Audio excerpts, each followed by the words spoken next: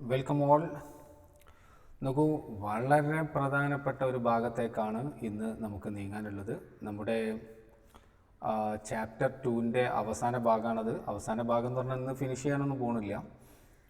Capacitors ഭാഗം നമ്മൾ ഇന്ന് തുടങ്ങും. പക്ഷേ തുടങ്ങുന്നതിന് മുമ്പ് നമുക്ക് ചില ചോദ്യങ്ങളിലൂടെ ഒന്ന് ആദ്യം നീങ്ങേണ്ടതുണ്ട്. ഇത് നമ്മുടെ ടെക്സ്റ്റ് ബുക്കിൽ നിന്നുള്ള ക്വസ്റ്റ്യൻസ് ആണ്. വളരെ സിമ്പിളായിട്ടുള്ള, പ്രോബ്ലം എന്ന് പറയാനില്ല, ചില ക്വസ്റ്റ്യൻസ് ആണ്. നോക്കാം നമുക്ക്. നിങ്ങൾക്ക് തന്നെ വളരെ ഈസി ആയിട്ട് ആൻസർ പറയാൻ പറ്റുന്ന കാര്യങ്ങൾ തന്നെയാണ്. A comb run through once dry hair attracts small bits of paper. നമ്മൾ കണ്ടാണ് അല്ലേ? വൈ? എന്തുകൊണ്ടാണ്? Frictional electricity. What happens if the hair is wet or if it is a rainy day?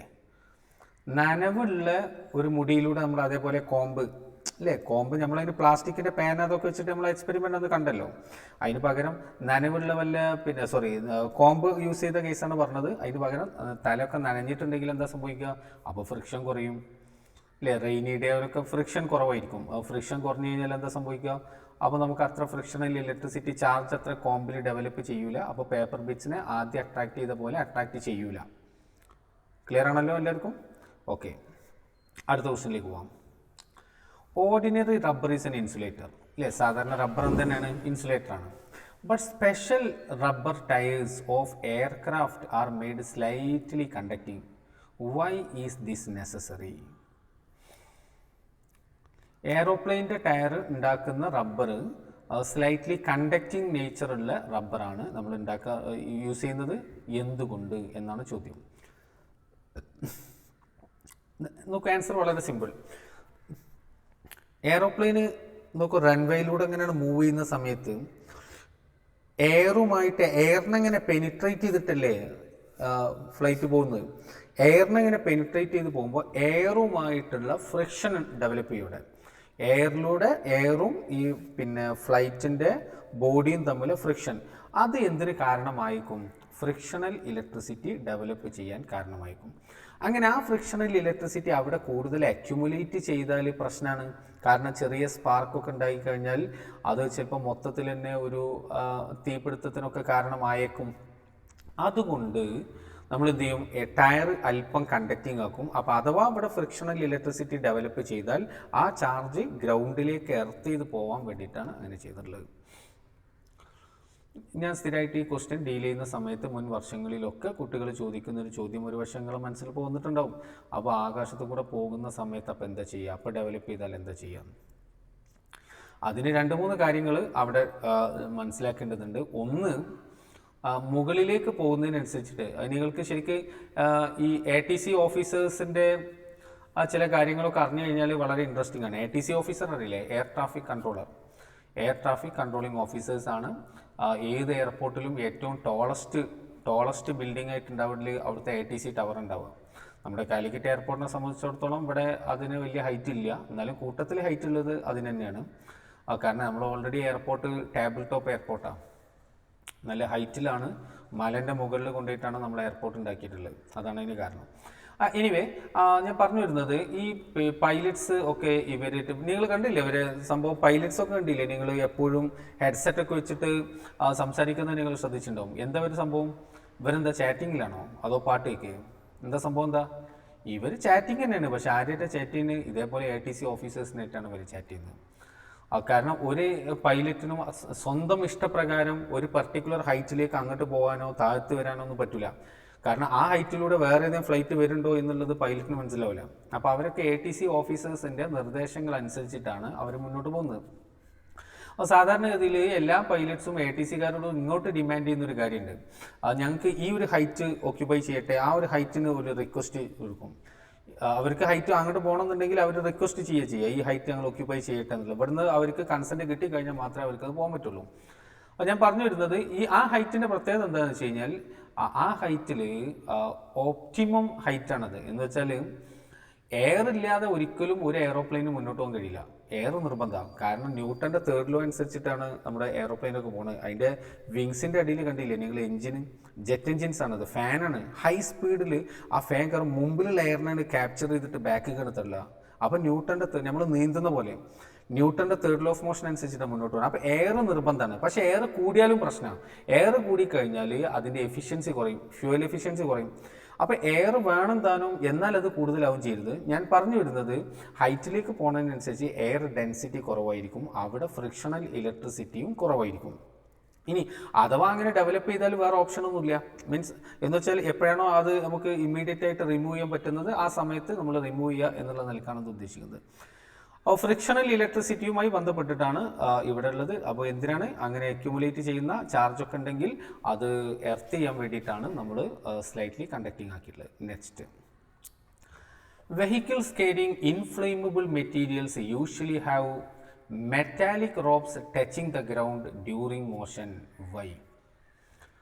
അത് നിങ്ങൾ പലപ്പോഴും കണ്ടിട്ടുണ്ടാവും. പിന്നെ ഡീസൽ, പെട്രോൾ, ഗ്യാസ് ഇതൊക്കെ കൊണ്ടുപോകുന്ന വെഹിക്കിൾസിൽ, വലിയ ടാങ്കർ ലോറികളിൽ ഗ്രൗണ്ടിനോട് ടച്ച് ചെയ്യുന്ന രൂപത്തിൽ മെറ്റാലിക് ചെയിന് തൂക്കിയിട്ടാണ് ആ ഗ്രൗണ്ടായിട്ട് ഇങ്ങനെ സ്പാർക്ക് ചെയ്തിട്ട് പോവുക. അതും ഇതേ റീസൺ തന്നെ. കാരണം എയറിലൂടെ പോകുന്ന സമയത്ത് ഫ്രിക്ഷണൽ ഇലക്ട്രിസിറ്റി ഡെവലപ്പ് ചെയ്യാൻ ഇടയായാൽ അവിടെ ചെറിയ സ്പാർക്ക് ഉണ്ടായാലൊക്കെ ആകെ പ്രശ്നമാണ്. അപ്പോൾ അത് ഒഴിവാക്കാൻ വേണ്ടിയിട്ടാണ് എർത്തിങ് കിട്ടാൻ വേണ്ടിയിട്ട്, അതിലൂടെ എർത്തിലേക്ക് പോകാൻ വേണ്ടിയിട്ടാണ് നമ്മൾ അങ്ങനെ ചെയ്യുന്നത്. Okay, next question. A bird perches on a bare high power line and nothing happens to the bird. A man standing on the ground touches the same line and gets a fatal shock. Why? That's interesting. ഇല്ല, പലപ്പോഴും നമ്മൾ ശ്രദ്ധിച്ചിട്ടുള്ള ഒരു കാര്യമാണത്. പിന്നെ നല്ല high electric ലൈൻസുമ്മിൽ കണ്ടില്ലേ നിങ്ങൾ, birds വളരെ കൂളായി ടൈമിൽ ഇരിക്കുന്ന ഒരു കുറേ നേരം അവിടെ ഇരുന്ന് പലതും സംസാരിച്ചൊക്കെ പോകുന്നത് നമ്മൾ കാണലുണ്ട് അല്ലേ. കാക്കകളൊക്കെ പലപ്പോഴും നമ്മൾ ശ്രദ്ധിച്ചിട്ടുള്ള കാര്യമാണ്. നേരെ മറിച്ച് ഇവരിയ്ക്കുന്നത് കണ്ടുകൊണ്ട് നമ്മളാരും പോയിരുന്ന് അല്ലെങ്കിൽ ഒന്ന് പിടിച്ചാൽ എങ്ങനെ ഉണ്ടാവും? അതാണ് പറഞ്ഞത്, a man standing on the ground, എർത്തിൽ നിൽക്കുക, എന്നിട്ട് ആ ഒരു ലൈനുമിൽ കയറി പിടിക്കുക എന്നാണ് പറഞ്ഞത്. അങ്ങനെ പിടിച്ചു കഴിഞ്ഞാൽ ഭയങ്കര ഫാക്ട് ഷോക്ക് ഉണ്ടാവുക. എന്ന് വെച്ചാൽ പിടിച്ചത് ഓർമ്മ ഉണ്ടാവുള്ളൂ, പിന്നൊന്നും ഓർമ്മ ഉണ്ടാവില്ല. ബാക്കിയുള്ളവർക്കൊക്കെ അതൊരു ഓർമ്മയാവും ചെയ്യും.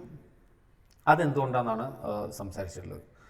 അപ്പോൾ നോക്കൂ, അവിടെ രണ്ട് കാര്യങ്ങളാണ് മനസ്സിലാക്കുന്നത്. നമ്മൾ സാധാരണ ഇങ്ങനെ രണ്ട് ലൈൻസ് പോകുമ്പോൾ നിങ്ങൾക്കറിയാം, ഒന്ന് ന്യൂട്രൽ വയറാണ്, മറ്റേതാണ് ഫേസ്. എന്ന് വെച്ചാൽ ഒന്ന് ഹൈ പൊട്ടൻഷ്യലിലും മറ്റേത് സീറോ പൊട്ടൻഷ്യലിലാണ്. രണ്ട് ലൈനുള്ളടത്ത് ഒന്ന് സീറോ പൊട്ടൻഷ്യൽ, മറ്റേത് ഹൈ പൊട്ടൻഷ്യൽ.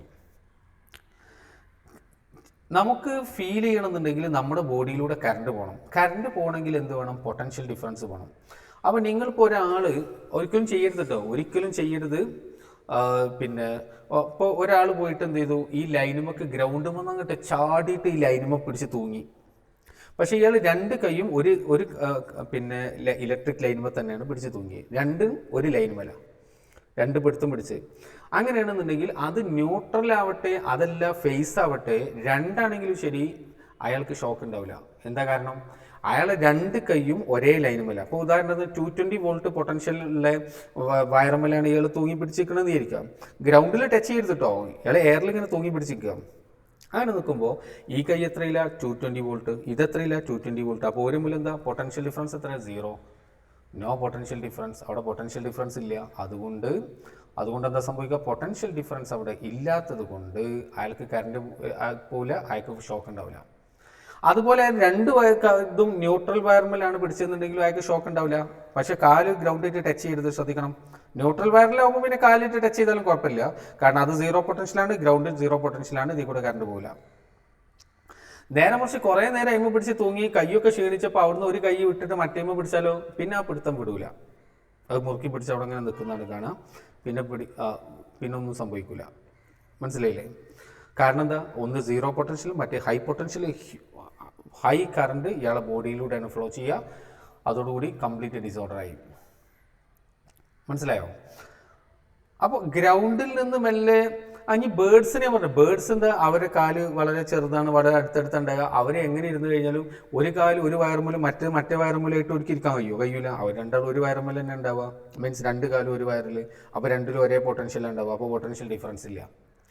എന്നാൽ നിങ്ങൾ ശ്രദ്ധിച്ചിട്ടുണ്ടാവും, പിന്നെ ഏറ്റവും കൂടുതൽ ഇലക്ട്രിക് ലൈൻസ് മേൽ ചത്ത് കിടക്കുന്ന ജീവി ഏതാ? കണ്ടിട്ടുണ്ടാവും അല്ലേ? ഏതാണ്? വവ്വാല്, ബാറ്റ്സ്. വവ്വാല് നിങ്ങൾ രാത്രിയിലാണ് ഈ വവ്വാല് കാര്യമായിട്ട് ഇറങ്ങുക. ആ വവ്വാൽ, വലിയ വവ്വാൽ, ആ വവ്വാൽ ബാറ്റ്സ് നിങ്ങൾ അടുത്തു കൂടെ ഒക്കെ പറന്നു പോയി കഴിഞ്ഞാൽ ഭയങ്കര കാറ്റാണ് വരും. കാരണം അത് കാണാനൊക്കെ ചെറിയ സാധനമാണെങ്കിലും അതിൻ്റെ ചിറകൊന്നായിട്ടാണ് വിടർത്തി കഴിഞ്ഞാൽ വലിയൊരു സാധനമാണ്, ഒന്നായിട്ട് ഇങ്ങനെയാണ് വരിക ചെയ്യുക. അപ്പോൾ ആ ഇലക്ട്രിക് ലൈൻമേൽ ഒന്നായിട്ട് വന്നിട്ടാണ്ട് ഇരിക്കുന്ന സമയത്ത് അപ്പുറം ഇപ്പുറം കൂടി ടച്ച് ആകുമ്പോഴാണ് അപ്പോൾ സർക്യൂട്ട് കംപ്ലീറ്റ് ആയി ക്ലോസ്ഡ്. വളരെ റയറായിട്ട് കാക്കകൾ ചത്തു വീഴുന്നുണ്ട്, വളരെ റയറായിട്ട്. അത് കാരണം എന്താ, due to sagging of electric lines. പല സ്ഥലത്തും ഇലക്ട്രിക് ലൈൻസ് ഉണ്ടാവും, ലൂസായിട്ടുണ്ടാവും. അപ്പോൾ ഇവരെല്ലാവരും കൂടി വൈകുന്നേരം ആകുമ്പോൾ എല്ലാവരും കൂടി കാക്കകളൊക്കെ കൂടെ വരുന്നതൊക്കെ നമ്മൾ ശ്രദ്ധിച്ചിട്ടുണ്ടാവും. എന്നിട്ട് അവരെന്ത് ചെയ്യും, കുറേ ഒക്കെ അവിടെ നിന്ന് കുറേ ബഹളമൊക്കെ വെച്ച് കുറേ നേരം ഇരുന്നാൽ പിന്നെ ഓൾക്ക് ഇരുന്നാൽ മതിയാവില്ല, പിന്നെ ഓൾക്ക് ആടേണ്ടി വരും. അപ്പോൾ അങ്ങോട്ടും ഇങ്ങോട്ടും ഇങ്ങനെ ആടുന്ന സമയത്താണ് ആരെങ്കിലും ഒരാൾ അങ്ങോട്ടും ഇങ്ങോട്ടും കൂടി കോൺടാക്റ്റിൽ വരുമ്പോഴാണ് കഴിഞ്ഞ്. ഇതാണ് അവിടെ സംഭവിക്കുന്നത്. അപ്പോൾ ഇവിടെ ബേർഡ്സ് നിൽക്കുന്ന സമയത്ത് നിങ്ങൾ പറയേണ്ടത് അവിടെ സർക്യൂട്ട് കംപ്ലീറ്റ് അല്ല, രണ്ട് പോയിന്റിലും ഒരേ പൊട്ടൻഷ്യലായിരിക്കും ഉണ്ടാവുക. പക്ഷേ മാൻ standing on the ground and touches the same line, നല്ല ഹൈ പവർ ലൈനിലാണ് ടച്ച് ചെയ്യുന്നതെന്ന് ക്വസ്റ്റിനിൽ പറഞ്ഞിട്ടുണ്ട്. അങ്ങനെ വരുമ്പോൾ കാല് 0 പൊട്ടൻഷ്യലിലും കൈ നിൽക്കുന്നത് ഈ ഹൈ പൊട്ടൻഷ്യലിലാണ്. പൊട്ടൻഷ്യൽ ഡിഫറൻസ് ഉണ്ട്, സർക്യൂട്ട് കംപ്ലീറ്റ് ആയി, നല്ല കറണ്ട് ഫ്ലോ ചെയ്യും. അതുകൊണ്ടാണ് ഫാറ്റൽ ഷോക്ക് ഫീൽ ചെയ്യുന്നത്. റെഡി അല്ലേ? ഓക്കെ, ഇനി നമ്മുടെ പ്രധാനപ്പെട്ട ടോപ്പിക്കിലേക്ക് പോവാം. വളരെ പ്രധാനപ്പെട്ട ഭാഗത്തേക്കാണ് പോകുന്നത്, കപ്പാസിറ്റേഴ്സ് ആൻഡ് കപ്പാസിറ്റൻസസ്. കപ്പാസിറ്റേഴ്സിലേക്ക് നമുക്ക് എത്താനായില്ല, അത് ജനറൽ ടൈറ്റിൽ കൊടുത്താണ് നമ്മൾ ആദ്യം സംസാരിക്കാൻ പോകുന്നത്. കപ്പാസിറ്റൻസ് എന്താണ് എന്നാണ് നമ്മൾ സംസാരിക്കാൻ പോകുന്നത്. കപ്പാസിറ്റൻസ് ഓർ കപ്പാസിറ്റി എന്ന് അതിന് പറയും. എന്താണത് സാധനം? നമ്മൾ നോർമലി നല്ല കപ്പാസിറ്റി ആണെന്ന് പറയില്ലേ അല്ലേ? ചില ആൾക്കാരെ പറ്റി നമ്മൾ പറയില്ല, ഭയങ്കര കപ്പാസിറ്റി ടോനെന്ന് പറയില്ലേ. പല ആംഗിളും നമ്മൾ പറയില്ല. നോർമലി നമ്മളില്ലേ, ഇപ്പോൾ കല്യാണത്തിനൊക്കെ പോയിട്ട് അവിടുന്ന് നമ്മൾ അവന് ഭയങ്കര കപ്പാസിറ്റിയാണ് പറഞ്ഞാൽ എന്താ, നല്ലോണം ചോറ് തിന്നും എന്നാണ് പറഞ്ഞതിൻ്റെ അർത്ഥം അല്ലേ? അതല്ലേ പറഞ്ഞത്, ഭയങ്കര കപ്പാസിറ്റി ആണല്ലോ എന്ന് പറഞ്ഞാൽ. ഇവിടെ ഇലക്ട്രിസിറ്റിയിൽ നമ്മൾ കപ്പാസിറ്റി കപ്പാസിറ്റൻസ് കൊണ്ട് ഉദ്ദേശിച്ചാൽ തന്നെ ഇവിടെ തിന്നുന്നത് ചോറല്ല എന്നുള്ളൂ, മറിച്ച് ഇലക്ട്രിക് ചാർജാണ്. ഏത് കണ്ടക്ടറിനും, മക്കളെ നല്ലോണം ശ്രദ്ധിക്കുക, നമ്മൾ ആ ടോപ്പിക്ക് സ്റ്റാർട്ട് ചെയ്യാൻ പോകണം. ഇത് വേറൊരു പാർട്ടാണ് നമ്മൾ ഡീൽ ചെയ്യാൻ പോണത്. ഈ ബേസിക്സ് മനസ്സിലാകാതെ പിന്നാണ് മുന്നോട്ട് പോയാൽ ആ ഒരു കൺഫ്യൂഷൻ എപ്പോഴും അവിടെ നിലക്കും. ഏത് ഒരു വെസലിനും പാത്രത്തിനും വെള്ളം സ്റ്റോർ ചെയ്യാനുള്ള കഴിവുണ്ടല്ലോ അല്ലേ? ഏത് പാത്രമാണെങ്കിലും ലേശം വെള്ളം സ്റ്റോർ ചെയ്യുമല്ലോ. ഈവൺ ഒരു പ്ലേറ്റാന്ന് വിചാരിക്കുക, പ്ലേറ്റ് ആ പ്ലേറ്റിലേക്കാണെങ്കിലും അതൊരു ലേശം വെള്ളം അത് സ്റ്റോർ ചെയ്യുമല്ലോ. എന്ന പോലെ തന്നെ ഏത് കണ്ടക്ടറിനും ഇലക്ട്രിക് ചാർജ് സ്റ്റോർ ചെയ്യാനുള്ള കഴിവുണ്ട്. ഏത് കണ്ടക്ടറിനും ഇലക്ട്രിക് ചാർജ് സ്റ്റോർ ചെയ്യാൻ കഴിയും. കണ്ടക്ടറാണോ it can store electric charge. എത്രത്തോളം കഴിയും എന്നുള്ളതാണ് നമ്മൾ സംസാരിക്കേണ്ടത്. അപ്പോൾ generally capacitance or capacity of a conductor is its ability to store electric charges. ആ കപ്പാസിറ്റൻസ് അല്ലെങ്കിൽ കപ്പാസിറ്റി എന്ന് പറഞ്ഞാൽ ആ കണ്ടക്ടറിന് ഇലക്ട്രിക് ചാർജ് സ്റ്റോർ ചെയ്യാനുള്ള കഴിവിനെ നമ്മൾ കപ്പാസിറ്റൻസ് പറയാം. പക്ഷെ ഇതതിൻ്റെ ഡെഫിനിഷൻ ആയില്ല കേട്ടോ. ഇതാ എബിലിറ്റിയാണ് അതിൻ്റെ കപ്പാസിറ്റൻസ്. പക്ഷേ ആർക്കാണ് കൂടുതൽ കപ്പാസിറ്റി, ആർക്കാണ് കുറവ് കപ്പാസിറ്റി, ഇതൊക്കെ പറയുമ്പോഴേ ആ ഡെഫിനിഷൻ കംപ്ലീറ്റ് ആവുള്ളൂ. അതിലേക്ക് നമുക്ക് പോകാം. അതിന് പോകുന്നതിന് മുമ്പ് നമുക്കൊന്ന് രണ്ട് കാര്യങ്ങൾ സംസാരിക്കാനുണ്ട്. അപ്പോൾ ഞാൻ വീണ്ടും പറയുന്നു, ഏത് വെസലിനും എന്തിനുള്ള കപ്പാസിറ്റി ഉണ്ട്? വാട്ടർ സ്റ്റോറേജ്, ലിക്വിഡ് സ്റ്റോർ ചെയ്യാനുള്ള കപ്പാസിറ്റി ഉണ്ട്. അതുപോലെ തന്നെ ഏത് കണ്ടക്ടറിനും എന്തിനുള്ള കഴിവുണ്ട്? ഇലക്ട്രിക് ചാർജ് സ്റ്റോർ ചെയ്യാനുള്ള കഴിവുണ്ട്. മനസ്സിലായോ? അപ്പോൾ ഏത് കണ്ടക്ടറിനും ഇലക്ട്രിക് ചാർജ് സ്റ്റോർ ചെയ്യാനുള്ള കഴിവുണ്ട്. റെഡി അല്ലേ? ഓക്കെ, ഞാൻ നോക്കൂ, ഒരു കപ്പ് എടുക്കാൻ പോവാം. ഒരു കപ്പ്, യെസ്. ഈ കപ്പിലേക്ക് എനിക്ക് ഇതിലേക്ക് വെള്ളം ഒഴിക്കാം. അത് ഞാൻ ഇതിലേക്ക് നോക്കുക, അതിലേക്ക് വെള്ളം ഒഴിക്കാണ്. നോക്കൂ, ഇതിലേക്ക് അങ്ങനെ വെള്ളം ഒഴിച്ചു. റെഡി. അപ്പോൾ ഞാൻ ഇങ്ങനെ ലിക്വിഡ് ഇതിലേക്ക് ഇങ്ങനെ പോർ ചെയ്യുന്നതിനനുസരിച്ചിട്ട്, ഒഴിക്കുന്നതിനനുസരിച്ച് ഇതിൻ്റെ എന്ത് കൂടുന്നുണ്ട്, ലെവൽ ഇങ്ങനെ കൂടുന്നത് കണ്ടോ? നിങ്ങൾ കാണില്ലേ? ഇതാ ഇവിടെ നിന്നാണ് ലെവൽ. ഇപ്പം എത്ര ലെവലുണ്ട്, ഞാൻ വെള്ളം ഇങ്ങനെ കൊടുക്കുന്നതിനനുസരിച്ച് നോക്കൂ, ലെവൽ ഇങ്ങനെ കൂടുന്നു. കണ്ടോ? ഏത് വെസലിലേക്കും നമ്മൾ ലിക്വിഡ് ഒഴിക്കുന്നതനുസരിച്ച് അതിൻ്റെ ലെവൽ ഉയരും. എന്ന പോലെ ഏത് കണ്ടക്ടറിലേക്കും ചാർജ് കൊടുക്കുന്നതിനനുസരിച്ചിട്ട് അതിൻ്റെ പൊട്ടൻഷ്യൽ ഉയരും. ഓർമ്മ ഉണ്ടല്ലോ നിങ്ങൾക്ക്, ഞാൻ ഫസ്റ്റ് ക്ലാസ് എടുത്തത് ലെവലും പൊട്ടൻഷ്യലും ടെമ്പറേച്ചറും ഒക്കെ കമ്പയർ ചെയ്തിട്ടുള്ളത്. Yes, the same thing. നോക്കൂ, as liquid pours, its level rises. Similarly, as charge is given to a conductor increases, its potential rises. Charge കൊടുക്കുന്നതനുസരിച്ച് അതിൻ്റെ പൊട്ടൻഷ്യൽ ഉയരും. അപ്പോൾ ഒരാൾ ചോദിക്കുന്ന ചാർജ് കൊടുക്കുന്നതനുസരിച്ച് പൊട്ടൻഷ്യൽ ഉയരാൻ കാരണം എന്താ വെച്ചാൽ എന്താ പറയുക, വെള്ളം ഒഴിക്കുന്നതനുസരിച്ച് ലെവൽ ഉയരാൻ ഇപ്പം എന്താ കാരണം? അതന്നെ. ഹീറ്റ് കൊടുക്കുന്നതനുസരിച്ച് ടെമ്പറേച്ചർ ഉയരാനുള്ള കാരണം എന്താ? The same. മനസ്സിലായല്ലോ? അപ്പോൾ as the charge given to a conductor increases its potential rises. You just compare it. ഹീറ്റായിട്ട് കമ്പയർ ചെയ്യാം, ലിക്വിഡായിട്ട് കമ്പയർ ചെയ്യാം. ഓക്കെ, ഇനി നോക്കൂ, ഇവിടെ ഒരു പ്രൊപ്പോർഷണാലിറ്റി കോൺസ്റ്റന്റ് ഞാൻ ഇൻട്രൊഡ്യൂസ് ചെയ്യാണ്. That Q is equal to C V. ആ കോൺസ്റ്റന്റ് ഞാൻ സി എന്ന് കൊടുക്കണം. Q is equal to C V. Now C is equal to this C is called capacity. This C is called capacity or capacitance. അതിനെയാണ് നമ്മൾ capacity അല്ലെങ്കിൽ capacitance എന്ന് നമ്മൾ വിളിക്കുന്നത്. Now C is equal to what? നോക്കൂ, C is equal to, ആ equation നമുക്ക് എന്ത് എഴുതാം? C is equal to Q by V. C is equal to Q by V. Very careful. C is equal to Q by V. ഇനി നമ്മൾ കപ്പാസിറ്റിക്ക് mathematically നമ്മൾ define ചെയ്യാൻ പോകുന്ന ഈക്വേഷൻ നല്ലോണം ശ്രദ്ധിക്കുക. C is equal to Q by V. ഞാൻ എങ്ങനെ കൊടുക്കുക? C equal to Q when V equal to 1. V എന്ന് പറഞ്ഞത് പൊട്ടൻഷ്യലാണ്. അപ്പോൾ 1 എന്ന് പറയുമ്പോൾ എന്താ? 1 വോൾട്ട്. അപ്പോൾ ഞാൻ എന്താ ഇതിനെ ഡിഫൈൻ ചെയ്ത് നോക്കൂ. Capacity of a conductor is the amount of electric charge required to raise the potential by 1 volt. Capacity of a conductor is the electric charge required to raise the potential by 1 volt. അതായത് V 1 ആവുമ്പോൾ C സിഗിൾ Q ആവും. അപ്പോൾ C സിഗിൾ Q when V സിഗിൾ 1. Capacity of a conductor is the amount of electric charge required to raise the potential by 1 volt or unit amount എന്നൊക്കെ വിളിക്കാം.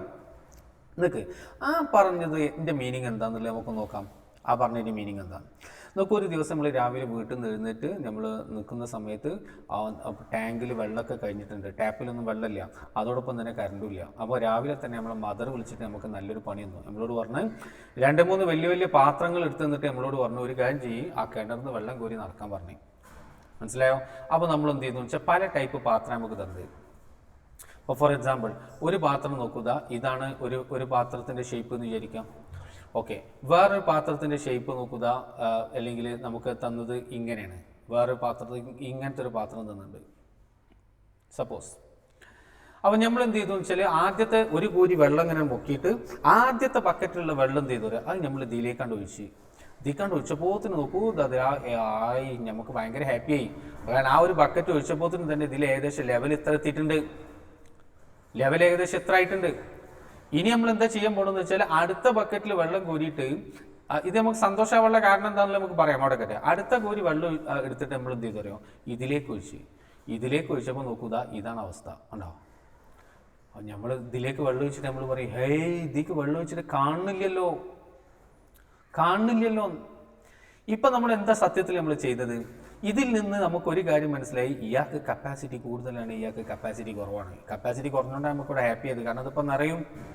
അപ്പോൾ കപ്പാസിറ്റി ഇവിടെ നമ്മൾ എന്താ ചെയ്തത്, ഒരേ ബക്കറ്റ് വെള്ളമല്ലേ ഇതിലേക്ക് ഒഴിച്ചത്. അതായത് യൂണിറ്റ് എമൗണ്ട് വാട്ടറാണ് പിന്നെ എയിലേക്ക് ഒഴിച്ചത്, ബിയിലേക്ക് ഒഴിച്ചത്. തുല്യ അളവ് രണ്ടിൽ ഒഴിച്ചത്. എയിലേക്ക് അത് ഒഴിച്ചപ്പോൾ അവിടെ ലെവൽ നന്നായിട്ട് റൈസ് ചെയ്തു. ബിയിലേക്ക് ഒഴിച്ചപ്പോൾ ലെവൽ കാര്യമായി റൈസ് ചെയ്തില്ല. മനസ്സിലായോ? എയിലേക്ക് ഒഴിച്ചപ്പോൾ കാര്യമായിട്ട് റൈസ് ചെയ്തു, ബിയിലേക്ക് ഒഴിച്ചപ്പോൾ കാര്യമായിട്ട് റൈസ് ചെയ്തില്ല. നിങ്ങൾക്ക് മനസ്സിലായോ? ഓക്കെ, അപ്പോൾ നമ്മൾ ഇവിടെ ഈ ബക്കറ്റിൻ്റെ അല്ലെങ്കിൽ ഈ 2 വെസൽസിൻ്റെ കപ്പാസിറ്റിനെ നമ്മൾ എങ്ങനെ ഡിഫൈൻ ചെയ്യുക? ശരിക്കും അവിടെ കപ്പാസിറ്റി എങ്ങനെ നമുക്ക് മാത്തമാറ്റിക്കലി ഡിഫൈൻ ചെയ്യുക? തുല്യ അളവ് വെള്ളം ഒഴിച്ചിട്ട് ഏതിലാണോ ലെവൽ നന്നായി ഉയർന്നത് അയാൾക്ക് കപ്പാസിറ്റി കുറവ്. അപ്പോൾ കപ്പാസിറ്റിനെ ശരിക്കും എങ്ങനെ, ഇത് പിന്നെ തുല്യ അളവ് വെള്ളം എന്നാണ് ഞാൻ പറഞ്ഞത്. അതിന് ഈ ലെവലിനെ തുല്യാക്കുക. യൂണിറ്റ് ലെവൽ ഉയരാൻ ഏതിലേക്കാണോ കൂടുതൽ വെള്ളം ഒഴിക്കേണ്ടത് അയാൾക്ക് കപ്പാസിറ്റി കൂടുതലാണ്. ക്ലിയർ അല്ലേ? യൂണിറ്റിൽ, അതായത് 1 സെന്റിമീറ്റർ വെള്ളം ഉയരാൻ ഏതിലേക്കാണോ കൂടുതൽ വെള്ളം ഒഴിക്കേണ്ടത് അയാൾക്ക് കപ്പാസിറ്റി കൂടുതൽ. 1 മീറ്റർ വെള്ളം ഉയരാൻ ഏതിലേക്കാണോ കൂടുതൽ വെള്ളം ഒഴിക്കേണ്ടത് അയാൾക്ക് കപ്പാസിറ്റി കൂടുതൽ. Exactly same thing.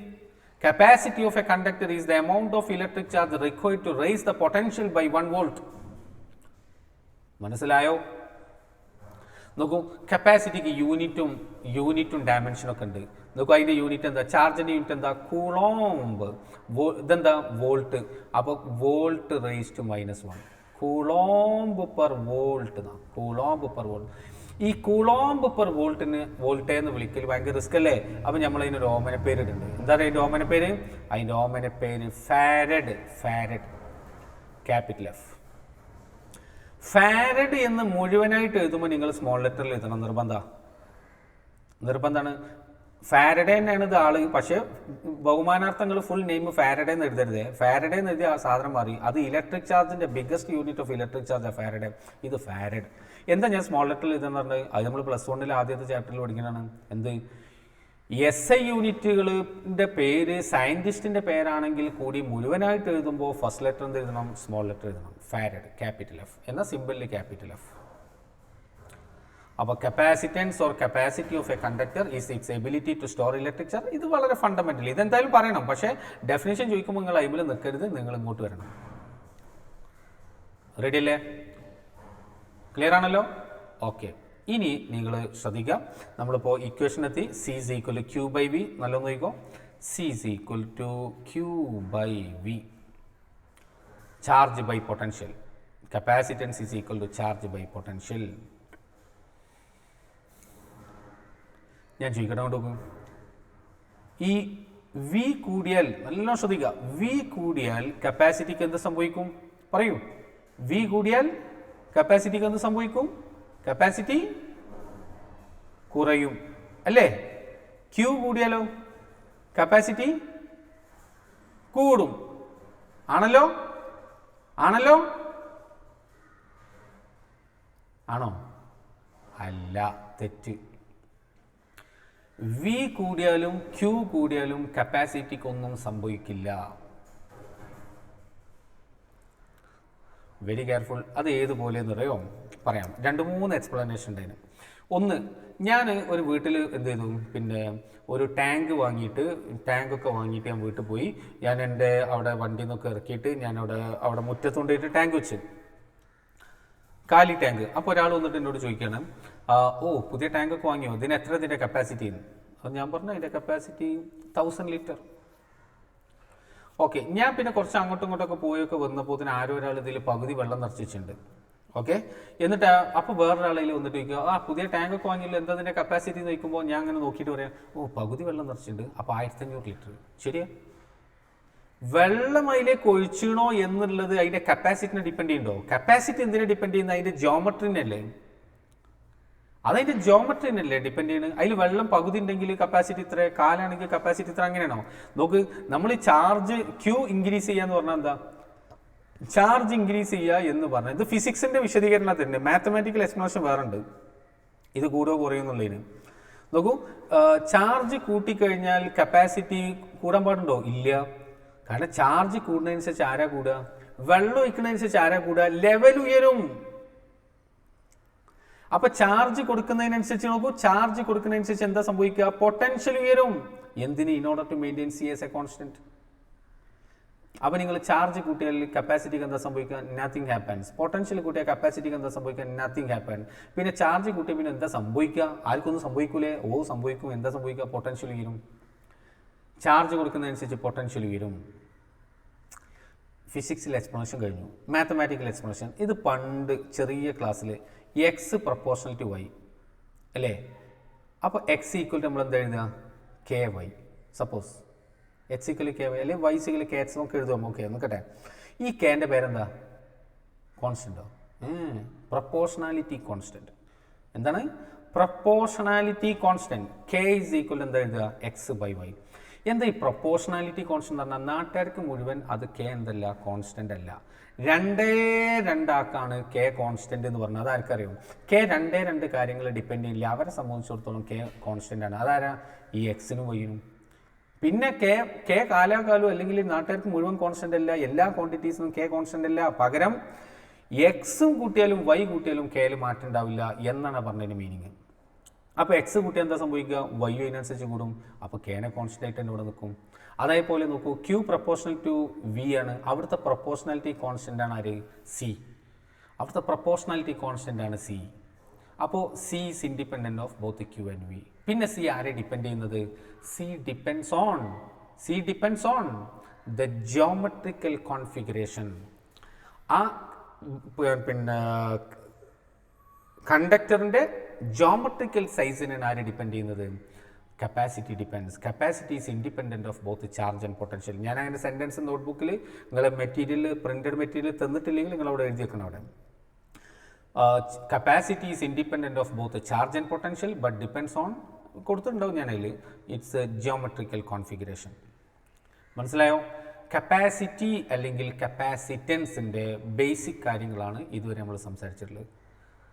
അപ്പോൾ how will you define capacity അല്ലെങ്കിൽ capacitance of a conductor? It is the capacitance of a conductor is the amount of electric charge required to raise the potential by unit amount or 1 volt, coulomb per volt, farad.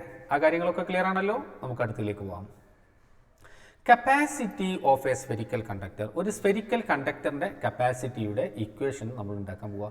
അതിന് ഡെറിവേഷനാണ്. പക്ഷേ derivation എന്ന് പറഞ്ഞാൽ ആകെ 2 ലൈനുള്ളൂ. നിങ്ങൾ ഒന്നുകൊണ്ടും പേടിക്കണ്ട കേട്ടോ, ഒന്നുകൊണ്ടും വിഷമിക്കേണ്ട ആവശ്യമില്ല. Okay, yes. ഞാൻ നോക്കൂ, ഇവിടെ ഒരു സ്ഫിയർ വരച്ചു. സപ്പോസ് ഈ സ്ഫിയറിൻ്റെ സ്ഫിയറിൻ്റെ സെൻറ്റർ, സ്ഫിയറിൻ്റെ radius let it be capital R. സ്ഫിയറിലുള്ള ചാർജ് ക്യൂ ചാർജാണ് ആകെ സ്ഫിയറിനുള്ള റേഡിയസ് ക്യാപിറ്റൽ ആർ. ഇതിൻ്റെ കപ്പാസിറ്റിയുടെ ഇക്വേഷൻ എന്തെന്നാണ് ചെയ്യാൻ പോകുന്നത്. അപ്പോൾ നമുക്ക് കപ്പാസിറ്റിയുടെ ഇക്വേഷൻ എന്താ? C is equal to Q by V ആണല്ലോ. C is equal Q by V. അപ്പോൾ ഇതിലാണ് നമുക്ക് സബ്സ്റ്റിറ്റ്യൂട്ട് ചെയ്യേണ്ടത്. അപ്പോൾ ഇതിൻ്റെ ക്യൂ നമുക്ക് ഓൾറെഡി അറിയാം. ഇനി എന്താ അറിയേണ്ടത്? അതിൻ്റെ വി. അപ്പോൾ ഇതിൻ്റെ വി എന്താ? ഒരു കണ്ടക്ടറിൻ്റെ വി എന്നാൽ അതിൻ്റെ സർഫസിലെ വി. അതിൻ്റെ സർഫസിലെ വി ഇത് സ്ഫെരിക്കൽ കണ്ടക്ടർ അടുത്ത്. അപ്പോൾ സർഫസിലെ വി എന്താ? സർഫസിൽ ഉള്ളിലൊക്കെ ഒരേ വി അല്ലേ? Come on, 1/4πε0 Q by capital R. ഇതൊന്നും ഒറ്റയ്ക്ക് പറയണം കേട്ടോ, ഇതൊന്നും ഞാൻ എഴുതാൻ കാത്തിക്കല്ലേ. നിങ്ങൾ മൈൻഡിലേക്ക് ഇതൊന്നും വരണം. വന്നിട്ടില്ലെങ്കിൽ എന്തോ സംതിങ് വെൻ സീരിയസ്ലി റോങ്. അപ്പോൾ പ്രീവിയസ് ക്ലാസ്സസ് ഒക്കെ ഒന്നുകൂടി റെഫർ ചെയ്തിട്ട് അതിലേക്ക് എത്തണം. ഓക്കെ, ഇനി എൻ്റെ ആവശ്യമില്ല. നോക്കൂ, therefore C is equal to Q into 1/V. ഇത് V ആ. അപ്പോൾ 1/V എങ്ങനെ വരിക? 4πε0 capital R divided by Q. Q cancelled. C is equal to 4πε0 R. 4πε0 R. That's a very important equation. Very important. ഇവിടെ അടുത്ത് ഇത് എക്സാമിന് ചോദിച്ചിട്ടുള്ള ഒരു ക്വസ്റ്റ്യൻ കൂടി ആയിരുന്നു എന്നുള്ളത് പ്രത്യേകം ശ്രദ്ധിക്കുക. C is equal to 4πε0 R. നോക്കൂ, എന്താ ഇക്വേഷൻ്റെ ഏറ്റവും വലിയ പ്രസക്തി എന്നറിയാം? എന്താ പ്രസക്തി? C depends only on radius. അപ്പോൾ ഞാൻ നിങ്ങളോട് ചോദിക്കട്ടെ, എന്നാലും നല്ലോണം ശ്രദ്ധിക്കട്ടോ. എൻ്റെ അടുത്ത് ഒരു എക്സാക്ട്ലി ഐഡൻറ്റിക്കലായിട്ട് തോന്നുന്ന 2 കോപ്പർ സ്ഫിയേഴ്സ് ഉണ്ട്. ഒരേ റേഡിയസ്, കണ്ടാലൊക്കെ ഒരേപോലെ. പക്ഷെ ഒന്നും തരയോ, ഒന്ന് ഹോളോ ആണ്, മറ്റത് സോളിഡാണ്. ഉള്ളിൽ പൊള്ളയണൊന്ന്, മറ്റേ ഉള്ളിലൊക്കെ ഉണ്ട്. ഒരു സോളിഡ് കോപ്പർ സ്ഫിയർ, ഒരു hollow copper sphere, exactly identical. കണ്ടാൽ ആർക്കാ കപ്പാസിറ്റി കൂടുക? കമോൺ, ആർക്കാ കപ്പാസിറ്റി കൂടുക? സോളിഡ് സ്ഫിയറിൻ്റെ കപ്പാസിറ്റി കൂടോ? No. Capacity depends only on its radius and is independent of whether it is solid or hollow. അത് സോളിഡ് ആണോ ഹോളോ ആണോ എന്നതിനെ പോലും അത് ഡിപ്പെൻഡ് ചെയ്യുന്നില്ല. It depends only on its radius. ഇതിൽ നമ്മളോട് ചോദിക്കുന്നൊരു ക്വസ്റ്റ്യൻ ഉണ്ട്, എർത്തിൻ്റെ കപ്പാസിറ്റി എത്രയാണ്? എർത്തിൻ്റെ അതിനൊരു വേറൊരു ഉദ്ദേശം ഉണ്ട് കേട്ടോ, എർത്തിൻ്റെ കപ്പാസിറ്റി കാൽക്കുലേറ്റ് ചെയ്യാൻ. C is equal to 4πε0 R അല്ലേ? അപ്പോൾ എർത്തിൻ്റെ ആണ് നമ്മൾ കാൽക്കുലേറ്റ് ചെയ്യുന്നത്. അപ്പോൾ 4πε0ൻ്റെ വാല്യൂ എത്ര? കമോൺ പറയും, എല്ലാവരും പറയും. 4πε0ൻ്റെ വാല്യൂ എത്ര? 9 × 10⁻⁹ അല്ലേ? ആണോ? അത് 1/4πε0 അല്ലേ? അപ്പോൾ 4πε0ൻ്റെ വാല്യൂ എത്ര? 1/9 × 10⁻⁹ into radius of the earth. നമ്മൾ കഴിഞ്ഞ വർഷം ഇഷ്ടം പോലെ ചെയ്ത 6.4 × 10⁻⁶ അല്ലേ? 6400 കിലോമീറ്റർ. 6400 കിലോമീറ്റർ എന്ന് വെച്ചാൽ 6.4 × 10⁻⁶. ഇത് നിങ്ങൾ സോൾവ് ചെയ്താൽ യു വിൽ ഗെറ്റ് 711 × 10⁻⁻6 കിട്ടും. That is 711 micro farad. Micro farad. നോക്കൂ, ഇതാണ് എർത്തിൻ്റെ കപ്പാസിറ്റി. ഇത്രയുള്ളത്. Capacity of the earth is 711 micro farad. നോക്കൂ, മൈക്രോ എന്ന് പറഞ്ഞാൽ എത്ര? 10⁶. അപ്പോൾ ഒരു ഫാരഡ് ഉണ്ടോ? ഒരു ഫാരഡ് ഉണ്ടോ? നോ. 1 ഫാരഡ് എന്ന് പറഞ്ഞാൽ എത്ര ബിഗ് ആണ് എന്നുള്ളത് നിങ്ങൾക്ക് ഏകദേശം ഒരു ധാരണ നിന്ന് കിട്ടും. ഇത് എക്സാമിന്, ബോർഡ് എക്സാമിന് ചോദിച്ച ക്വസ്റ്റൻ ആണ് കേട്ടോ. എർത്തിൻ്റെ calculate the capacity of the earth. Entrance അല്ല, ബോർഡ് എക്സാമിന് ചോദിച്ച ക്വസ്റ്റൻ ആണ്. പ്രത്യേകം ശ്രദ്ധിക്കുക. ഇത്രയും ഭാഗം ക്ലിയർ ആണല്ലോ. നമ്മൾ കപ്പാസിറ്ററിലേക്ക് ഇതുവരെ എത്തില്ല. നമ്മൾ എന്തേ സംസാരിച്ചിട്ടുള്ളൂ? കപ്പാസിറ്റി. കപ്പാസിറ്റി ആണ് നമ്മൾ ഇതുവരെ സംസാരിച്ചത്. ക്ലിയർ?